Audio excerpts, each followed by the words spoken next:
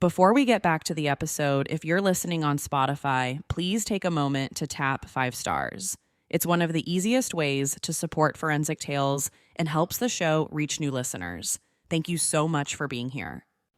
To get this episode of Forensic Tales ad-free, check us out at patreon.com/Forensic Tales.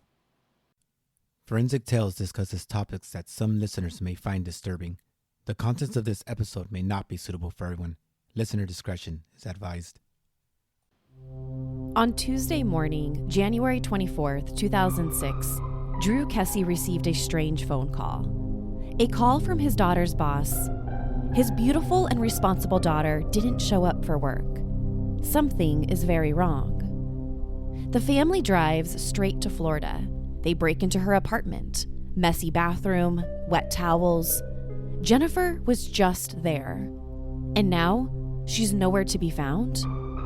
This is Forensic Tales, episode number 110, The Disappearance of Jennifer Kesse.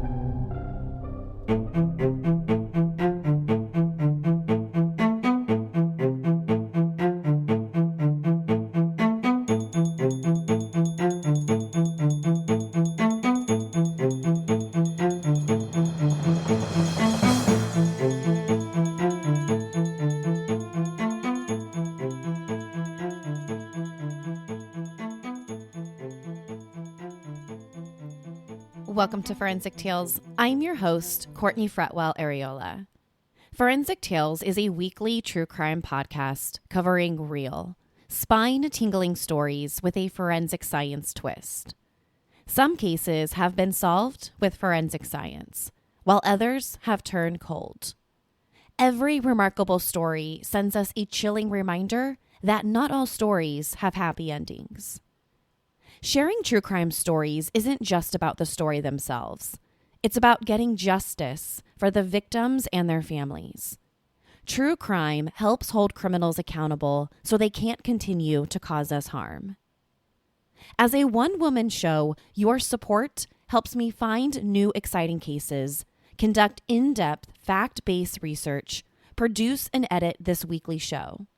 And for supporting the show, you'll get early ad-free access to weekly episodes, exclusive merchandise not available anywhere else, bonus content, shout-outs in episodes, and priority on case suggestions. Before we get to the episode, I want to give a huge shout-out and thank you to this week's newest supporter of the show, Kenzie. Thank you so much, Kenzie. To learn more about supporting Forensic Tales, consider visiting our Patreon page at patreon.com/Forensic Tales, or by simply clicking the support link in the show notes. You can also help support the show by leaving a positive rating with a review. Now, let's jump right into this week's case. On the afternoon of Wednesday, January 18th, 2006, 24-year-old Jennifer Kesse made the 3-hour drive from her condo in Orlando, Florida, down to her boyfriend's place in Fort Lauderdale. Jennifer and her boyfriend, Rob Allen, had been in a long-distance relationship for the last year. Even though the 3-hour drive that separated them was tough, they were in love. They would make it a priority to see each other every single weekend. That meant that either Jennifer drove out to Fort Lauderdale or Rob made the trek out to Orlando.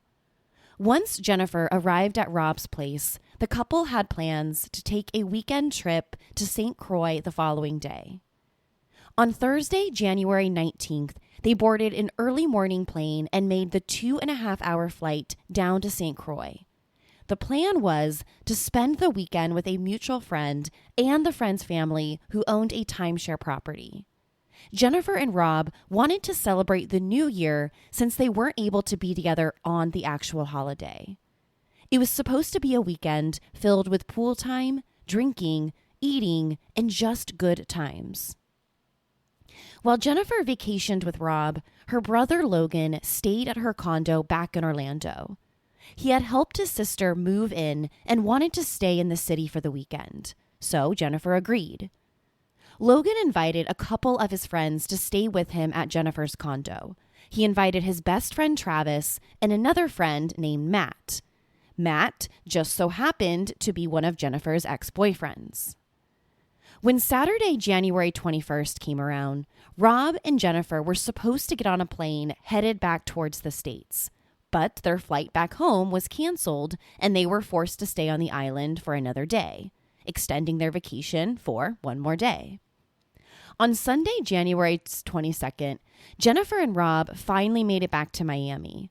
A friend picked them up at the airport and drove them back to Rob's house in Fort Lauderdale. It was late, so Jennifer decided to spend the night at Rob's and then make the 3-hour drive back to Orlando in the morning. Before they went to bed that night, Rob took Jennifer's car to the gas station to fill up her tank. This was something that he always did for her so that she wouldn't have to get gas by herself in the early morning. Jennifer's brother Logan and his friends left the condo back in Orlando. But one of his friends, Travis, accidentally left his cell phone. The plan was for Jennifer to return the cell phone once she returned home the following day. Around 6 o'clock in the morning on Monday, January 23rd, Jennifer left Rob's house and drove her car directly to her job at Westgate Resorts. At the time, she worked as a finance manager for the property. This position was her third promotion in the last year. Jennifer called her mom, Joyce, to talk about her trip on her way into work that day. The drive usually took 3 hours, and she arrived at work by 9 a.m. Jennifer worked a full day. Before ending her workday, she had a quick meeting with her boss, and they both walked out to their cars around 6 p.m. They exchanged good nights. Jennifer got in her car, and her boss got in his. Once Jennifer got to her condo, she called her parents and her brother Logan to talk a little bit more about her weekend trip. Logan then told Jennifer that his friend accidentally left his cell phone at her place. Jennifer told him it was no problem. She would just mail the cell phone back to Travis from her work's mailroom the following day. It was going to be easy since her job had an on-site UPS and FedEx drop-off station. After hanging up with Logan, Jennifer called one of her best friends, Lauren. According to Lauren, Jennifer seemed to be in a, quote, funky mood when they talked on the phone together. To Lauren, it seemed like Jennifer might have been in a bad mood because of the long-distance relationship with Rob, and it was starting to get to her. So at 9:57 p.m., Jennifer called Rob from her condo's landline. Unfortunately, she got terrible cell phone reception anywhere except the balcony. So Jennifer called Rob while lying in bed using the condo's landline. This particular phone call between Jennifer and Rob didn't go so well. They ended up getting into a little bit of an argument. It was the kind of argument that, quote, any husband, wife, boyfriend, girlfriend, any couple might have had. Maybe the long distance was really starting to get to them. During the phone call, Jennifer told Rob she heard someone knock on her front door. She'd been recently complaining about men harassing her around her condo's complex. At the time, the complex where Jennifer lived was going through a major renovation. The project started earlier that month and converted the units from apartments to condos. Jennifer was one of the first people to purchase one of these condos. This renovation project meant that many construction workers were allowed to live in the vacant units on property. At the time, the complex only had a handful of permanent residents. Of the 447 units in the complex, only 250 of them were occupied at the time. Jennifer complained to Rob and her parents that the construction workers made her feel uncomfortable and uneasy. She said some of them would just stop and stare at her as she walked by. They wouldn't say anything, they would just stop and stare. She was so bothered by some of these workers that she would always be on the phone with either her mom or her dad whenever these workers had to come inside of her apartment. She would stay on the phone with them in the doorway of her condo until they left. So when she heard someone knock on her door that night, she thought that maybe it was one of the workers, so she didn't answer it. Jennifer typically left for work sometime between 7:30 a.m. and 7:45 each day. So her routine would be to leave the condo, walk to her car in the parking lot, and then call Rob as soon as she got to her car. But on Tuesday, January 24th, Jennifer didn't call Rob. In an interview with CNN, Rob said that, quote, Jennifer always woke up before me. She had to go to work before I did. She, every day, would either call me just to say good morning, have a great day, or just text me to wish me a great day. Love you, that type of thing.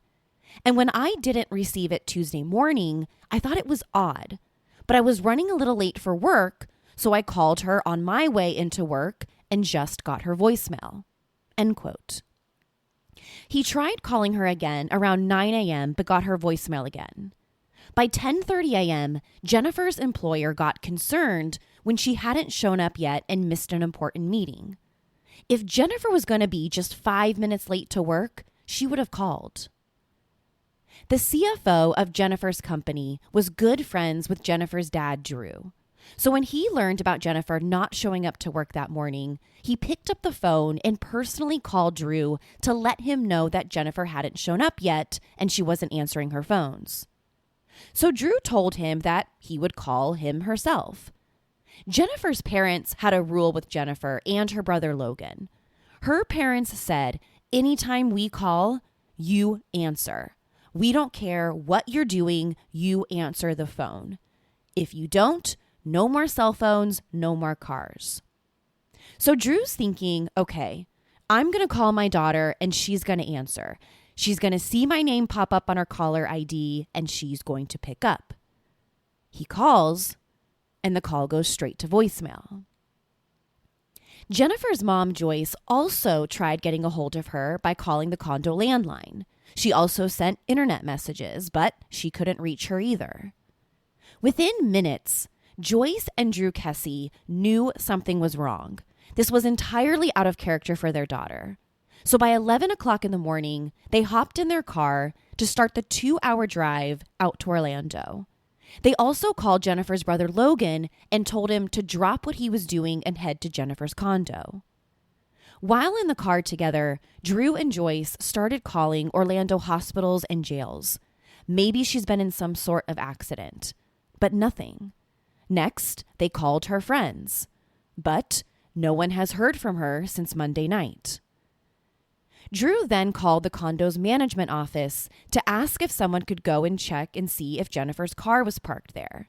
They said no, the parking spot was empty. So then they asked if someone could go to Jennifer's unit and maybe check to see if she was still inside. But the property manager said he wasn't allowed to do it alone. He said he needed someone else to be with him. So it takes the manager about 5 to 10 minutes to find another employee to go check on Jennifer's unit. Once they got there, they told Jennifer's dad that everything seemed normal. The condo didn't look disturbed and there was no one inside. That afternoon, Jennifer's parents arrived in Orlando, along with her brother Logan and his friend Travis. Once they got to Jennifer's condo, the building manager unlocked the unit. Inside, everything seemed normal. Nothing seemed out of place. They didn't find any blood or signs of a forced entry. Everything inside suggested that Jennifer had been just there. There was makeup all over the bathroom counter. The shirt that she wore to bed the night before was still lying on the bedroom floor. The shower was still wet, like she had just used it. Besides Jennifer, the only missing things that seemed to be missing from the condo were her cell phone, keys, and purse. So whatever happened to Jennifer happened after she locked her condo. A police officer met Jennifer's family at the condo. Since Jennifer was a 24-year-old adult, the police officer chalked it up to maybe her getting into a fight with her boyfriend. She's going to be back any minute now. But the family disagreed. They knew in their heart of hearts that something was wrong, but the police didn't seem concerned. The saying goes that in an investigation, if the police don't get a solid lead or suspect within the first 48 hours, their chances of solving it reduce by 50%. 50%. Missing person investigations are no different. Unfortunately, it took the Orlando Police Department several more hours to finally take Jennifer's case seriously which may have cost the investigation valuable evidence and information. By nighttime, a full-blown search began to find Jennifer. Dozens of family members and friends gathered at her condo to search for her. Travis and Logan began knocking on every door throughout the complex, asking everyone if they heard or saw Jennifer. They even tried speaking with some of the construction workers, but none seemed to want to help. Anytime Logan tried talking to any of the construction workers, they said they didn't know anything and they walked away. Others handed out flyers with her photograph on it, but nothing turned up. No one had seen or heard from her. TaxAct can think of a million things more fun than filing taxes. TaxAct is going to name some now.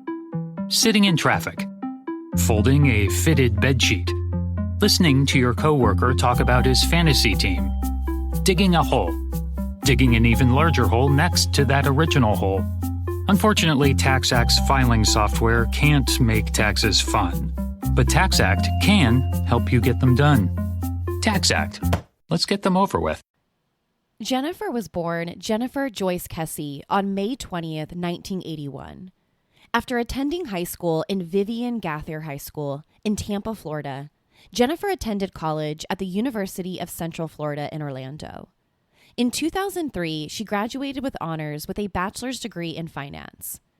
Growing up, Jennifer was incredibly close with her parents and brother, especially with her dad. She was a daddy's girl. She was also highly protective over her younger brother, Logan, who was 21 years old at the time. Those close to her described her as genuine and a straight shooter. She might have been sweet, but she would also tell you if you crossed her. In an interview with the podcast House of Broken Dreams, Joyce jokingly called Jennifer a bathroom and a car pig. Although Jennifer's entire house might have been spotless, her bathroom and her car were always a mess. She always had makeup all over the bathroom counter. Her clothes would be on the floor. And similar to her car, it was always a mess. But Jennifer was also a cautious person. If she walked through a dark parking lot at night, she would talk to someone on the phone until she got inside of her car. She even carried pepper spray on her keyring. She watched true crime shows like Law and Order, and even talked about what she would do if she were ever to become a crime victim. A couple of months before her disappearance, Jennifer purchased that condo at Mosaic at Millennia in Orlando. Purchasing that condo was a huge accomplishment for Jennifer because she bought it with her own money, the money she earned working as a finance manager. The Mosaic at Millennia advertised its properties as a luxury complex. It was gated and had a full-time security guard staffed at its main entrance. The place felt safe. That was one of the many reasons that Jennifer chose this place as her new home.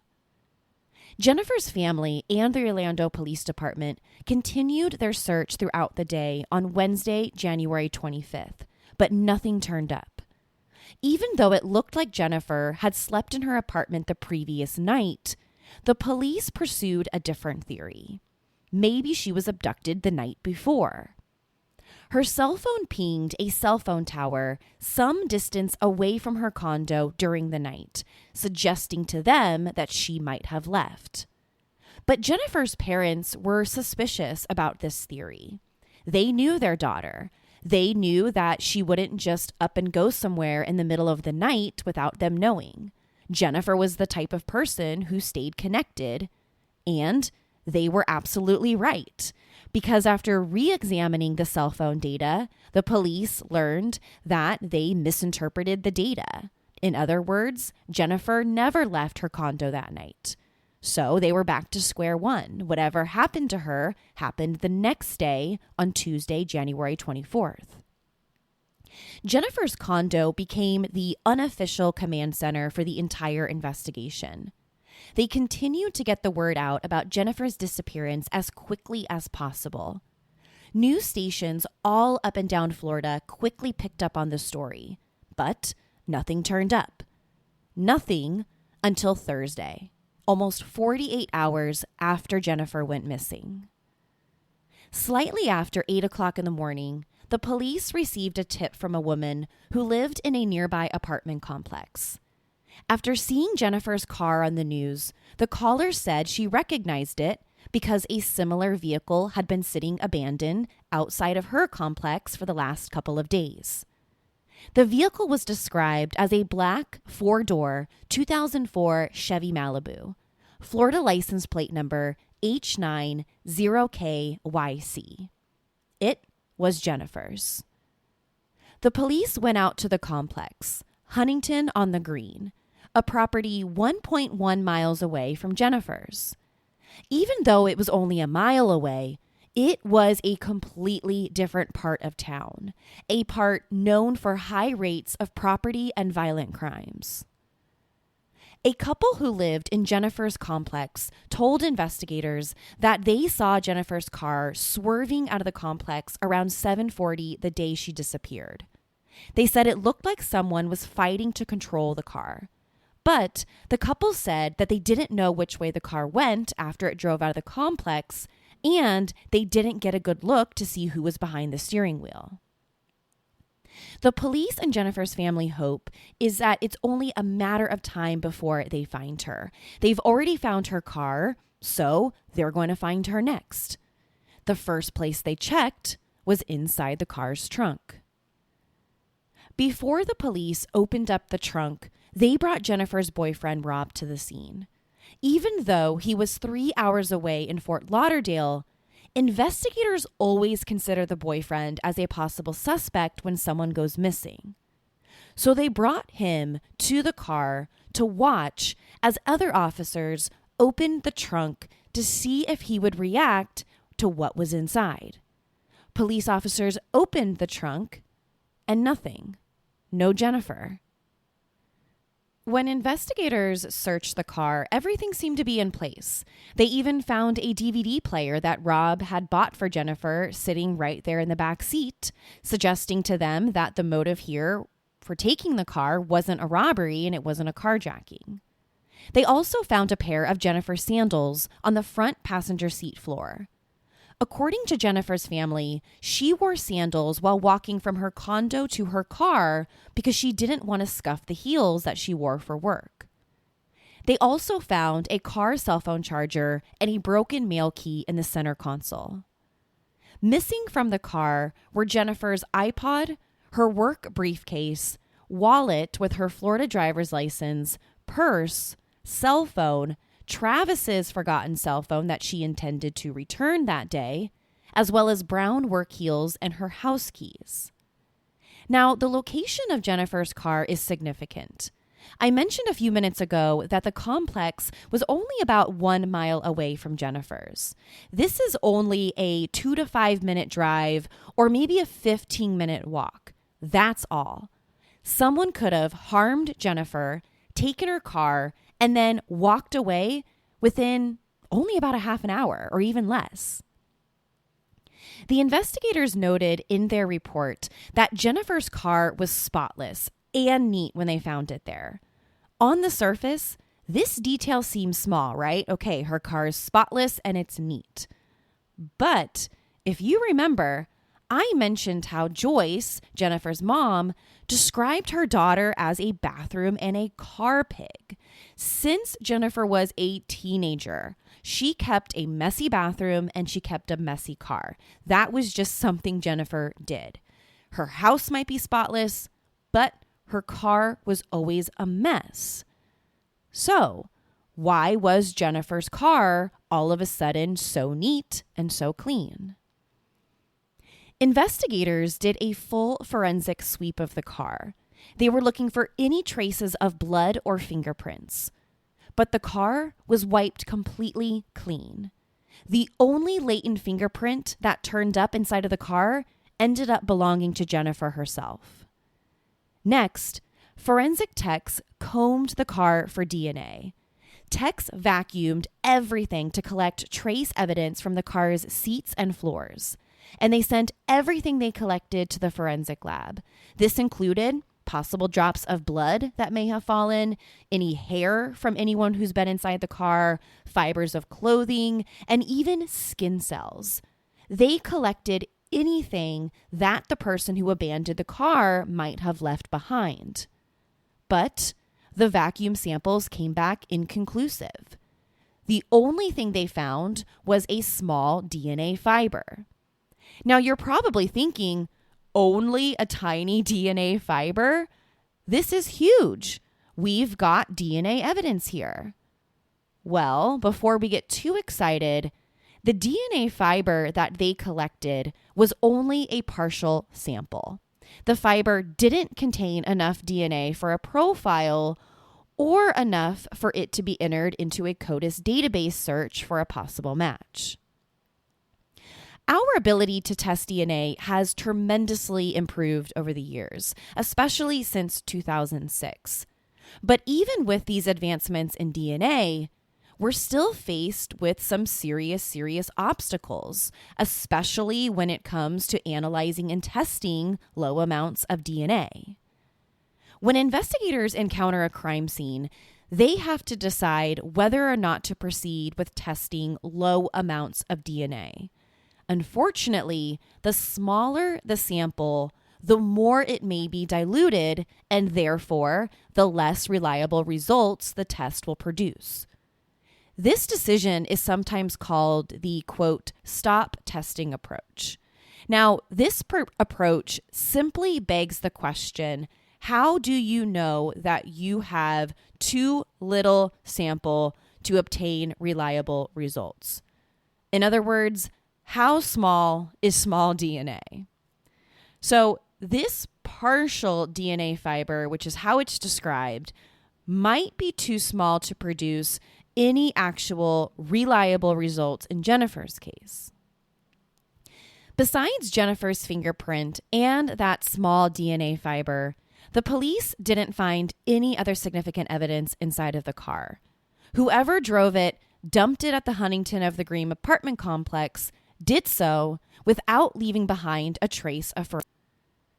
Detectives brought in search dogs to try and pick up Jennifer's scent. If someone transported her body in the car, maybe the dogs can pick up where she went after that. One of the dogs tracked a scent that led from the car back to her condo. This path suggested to the police that maybe someone walked back to Jennifer's place after dumping the car. But other than that, the dogs didn't find anything else. After discovering Jennifer's abandoned Chevy Malibu, investigators got their hands on the complex's surveillance cameras. Although Jennifer's complex didn't have any cameras, the Huntington on the Green complex did. What they found provided the next big break in the case. The complex had 2 cameras near the pool area. One camera aimed at the direction where someone dumped Jennifer's car, and a second camera faced the Texas Avenue exit of the complex. This camera was located on the roof of the pool house. Camera number 1 captured someone parking Jennifer's car around 12 o'clock noon on the day she went missing. Unfortunately, the quality of the video is very poor and is only recorded in black and white. It's impossible to see the person inside of the car, but you can watch as they park it in a visitor spot next to the pool. Then, the person sits inside of Jennifer's car for approximately 32 seconds before getting out. What was this person doing in this 32-second time frame? Wiping down the steering wheel and center console to eliminate forensic evidence? Destroying other valuable evidence inside the car? After sitting in there for 32 seconds, this same individual is captured on camera number 2. The camera that faced the Texas Avenue exit near the complex's pool. The image captured on camera number 2 is the biggest key to finding out what happened to Jennifer. Camera number 2 captured an individual walking past a tall wrought iron fence around the pool.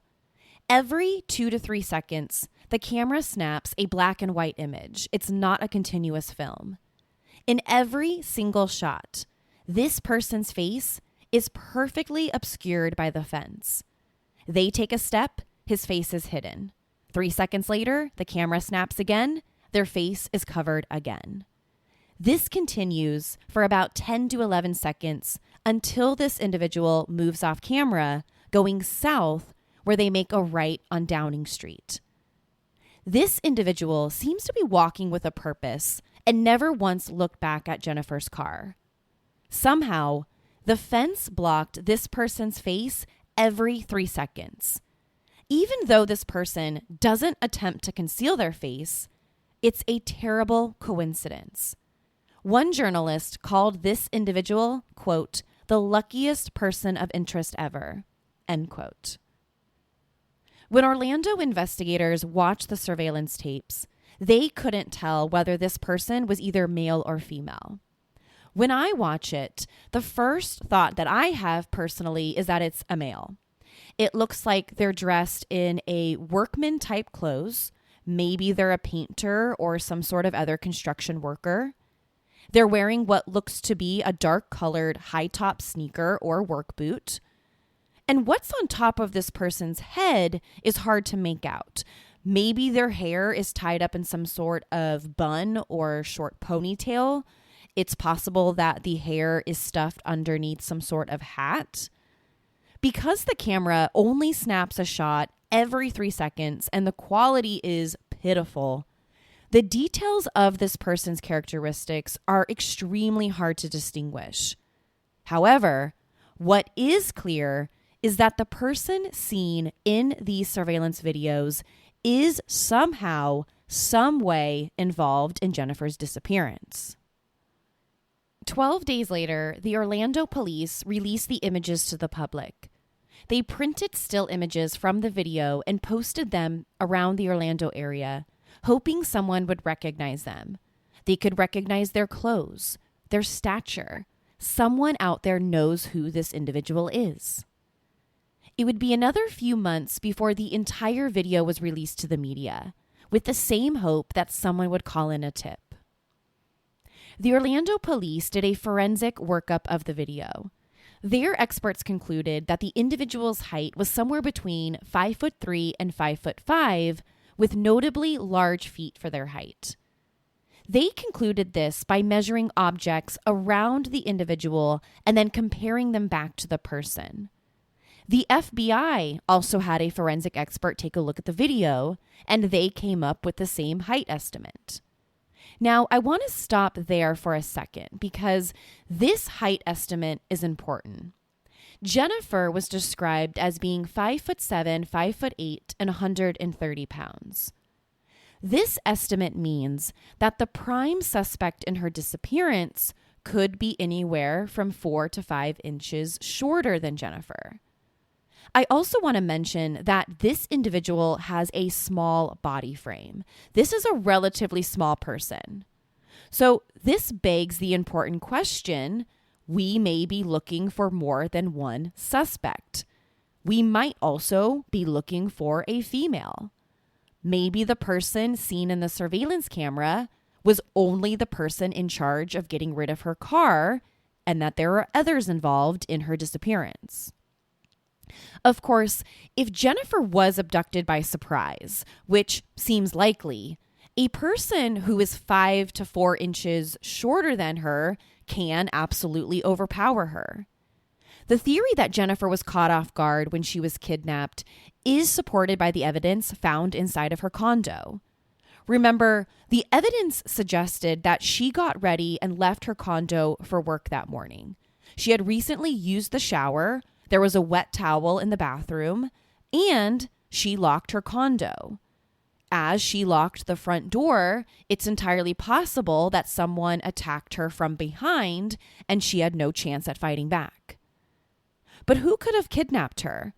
In broad daylight, right outside of her condo, the same condo complex that sold its units based on this claim that they were this luxury, protected, gated community with a 24/7 security guard.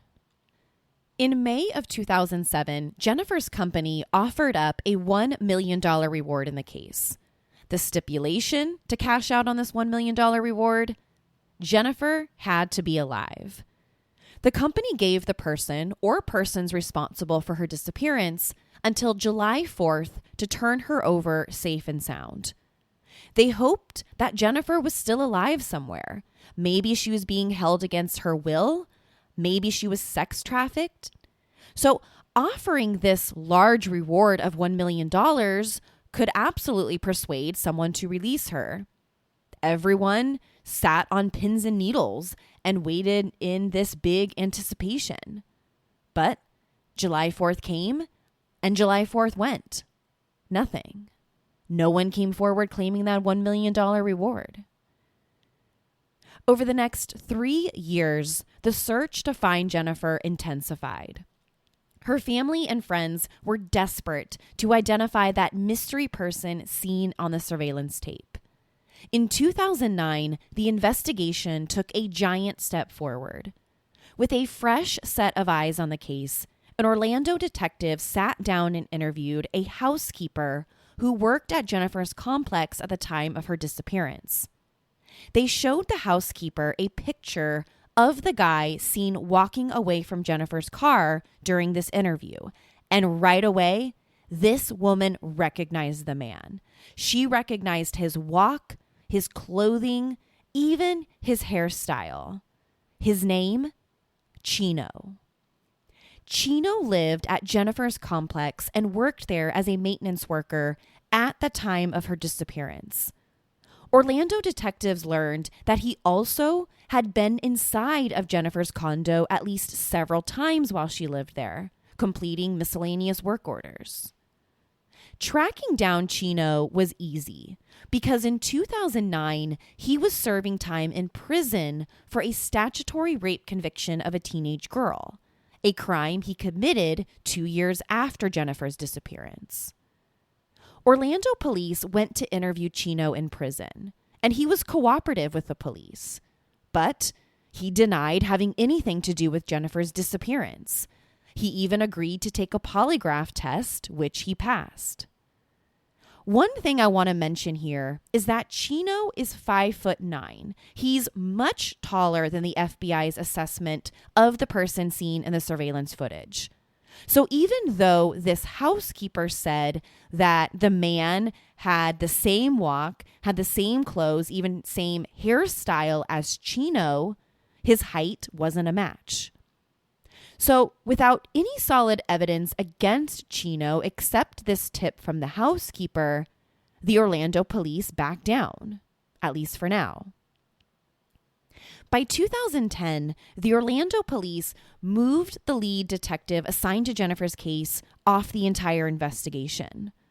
Although the department maintained that Jennifer's case was active and open, Jennifer's family disagreed. With the lead detective reassigned, they had no idea who was investigating their daughter's case. And they were frustrated. It had been 4 years since her disappearance. We still don't know who the guy is in the surveillance video, and we're still no closer to figuring out what happened to Jennifer. Every time the family asked the police for the case to be considered cold, they wouldn't do it. Instead, they kept saying that it was an active investigation. I know you're probably wondering, well, why did the family want the case to be considered cold? Well, when a case is considered cold, they can dump a lot more resources into the investigation. They can get different resources than when a case is deemed open or active. If a case is open, then the police department is investigating it. They're the sole owners of that investigation. And in many cases, the department doesn't even need to disclose any information to the victim's family. They have entire control over everything. So when a case is then labeled as cold, it basically opens up the net and the family can become much more involved in the investigation. The family can start to bring in their own experts, maybe a private investigator, something like that. But the Orlando police here, they wouldn't budge. They stuck their foot in the ground and said, no, Jennifer's case is an open and active investigation. We are handling it. We are investigating it. It is not a cold case. even though, arguably, no one in the department was actually working on the case. In 2016, the state of Florida officially declared Jennifer Kesse dead. For 10 years, there hasn't been a single sighting of Jennifer anywhere. No activity on her cell phone or bank accounts. Nothing since the day she disappeared right in front of her condo. After the state declared Jennifer dead, the Kesse family did something enormous. They sued the Orlando Police Department to get access to her case files. In their lawsuit, they wanted the case files. The family wanted to take over the investigation because they no longer trusted the police. At the time, Orlando had a new police chief. He told the Kesses to give his department 6 months to find any new leads in the case. If after 6 months nothing turned up, he would agree to turn over the case files. And after 6 months, that's exactly what the police chief did. The Orlando police turned over 16,000 pages of documents, 67 hours of video and audio recordings, and thousands of pictures to the Kesse family. Under the agreement, the Orlando police would no longer be able to investigate Jennifer's case. The only people who could investigate it would be Jennifer's family and their private team. Joyce and Drew Kesse hired private investigator Michael Toretta to help review the case file. A former federal agent turned private investigator, Michael Toretta and the Kesses started reviewing the over 16,000 pages of documents in the investigation. They looked for anything the Orlando police might have missed over the years. The family and private investigator believe that the Orlando police missed critical information early in the investigation. A handful of former residents said that the place that Jennifer lived, referring to the condo complex, former residents said that it seemed safe, at least at first. But when the construction workers started to live on the property during this renovation project, things changed. Many of these residents, especially female residents, no longer felt safe there. One woman said that she thought some of the construction workers went inside of her apartment when she wasn't home, and that some of them went through her underwear drawer. Another woman said she once caught a peeping Tom on her balcony. A guy was basically jerking off and watching as she changed clothes one night. The family also carefully studied the 130 to 140 photographs the police took of Jennifer's car. When Michael Toretta and his team looked at the photographs, they found evidence suggesting a violent struggle happened on the front hood of Jennifer's car.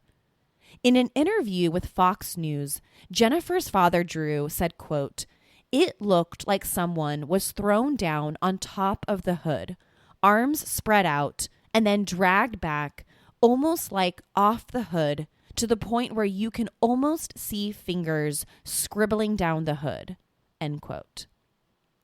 Toretta went on to tell Fox News, quote, "The photos look suspicious and show what appears to be a hand mark going across the hood. We hope that by showing the public these photos, someone will come forward with information they've been holding on to for all these years," end quote. In another photograph, the Kesses believe they see a boot print on the rug near the car's gas pedal, bigger shoe prints than Jennifer's feet. Although the Orlando police took these photographs, they did not mention the hood or the boot print in their official reports. These are simply observations that the Kesse family has made since getting their hands on these photographs.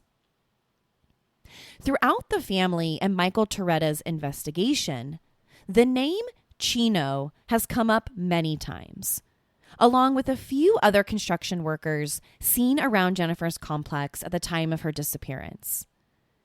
The Kesse family has long believed that a construction worker on Jennifer's property may be responsible for what happened. However, no one has been arrested or suspected other than Chino. Some even speculate that one of the 10 workers who lived in a unit directly across from hers might be responsible. Who were the workers who refused to speak with Jennifer's brother? We have no idea. We have no idea because sadly, the apartment complex didn't keep a list of names, and there are no official records of who worked there during this renovation project. Now, a popular theory is that she got up and got ready to go to work that day, like she did every single morning. Then, as she's locking her front door, she's attacked by someone from behind. Sometime after that, someone dumped her car down the street and wiped it clean of any forensic evidence. But what happened with Jennifer's body remains unknown. Her case remains unsolved, a tragic mystery. When this episode of my show airs, Jennifer Kesse has been missing for 16 long years. Yet, even after all of these years, the closest to Jennifer remain hopeful that they'll get some answers someday. How can forensic science help solve the mystery of what happened to Jennifer Kesse? One idea is the use of new technology to enhance the surveillance camera footage. Although the FBI and NASA tried to enhance the photo back in 2006, new technology can always retest the footage. Another idea is to test the small DNA fiber the police recovered from Jennifer's car, the sample that came back inconclusive. Then there are ways outside of forensic science that can help solve this case. Information. Someone out there knows something. Someone out there saw something. Someone out there knows exactly what happened to Jennifer Kesse. It only takes one person to come forward with information so that this family can finally get that small piece of justice they desperately deserve. And you can help. Go to our website, forensictales.com. I'm going to be posting still images of this individual seen walking away from Jennifer's car. I'm also going to post the entire video so that you can check it out for yourself. The key to solving this whole case is in that video. And one day soon, we are going to find them. Anyone with information on Jennifer Kesse's whereabouts is urged to visit the Find Jennifer Kesse Facebook page or contact the FBI. I'll post a link to the family's Facebook in the show notes and to our website, forensictales.com. To share your thoughts on the Jennifer Kesse story, be sure to follow the show on Instagram and Facebook. What do you think happened to her? To find out what I think about the case, sign up to become a patron at patreon.com/forensictales. After each episode, I release a bonus episode where I share my personal thoughts and opinions about the case.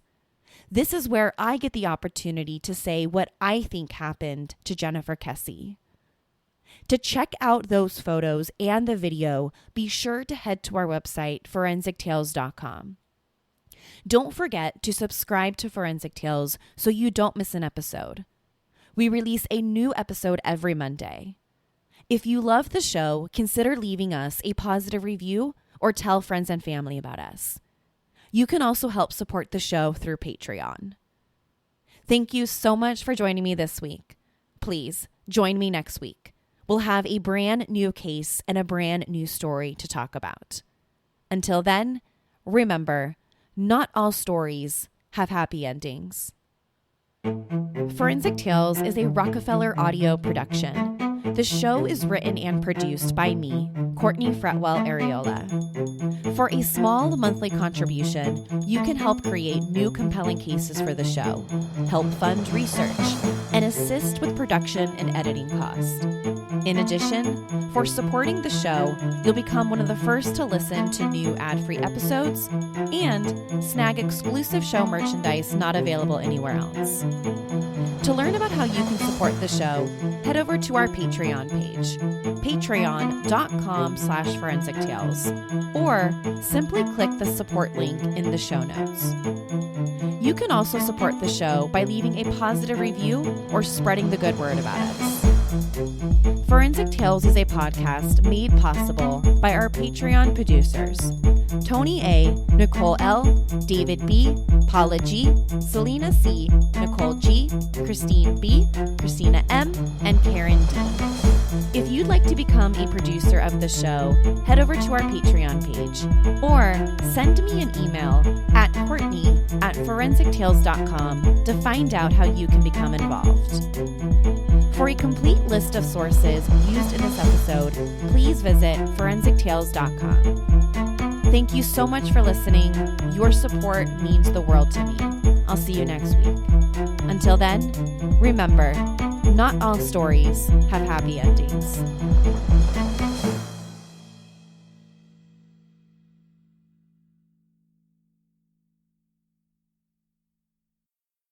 USAA knows dynamic duos can save the day, like superheroes and sidekicks or auto and home insurance. With USAA, you can bundle your auto and home and save up to 10%. Tap the banner to learn more and get a quote at USAA.com/bundle. Restrictions apply.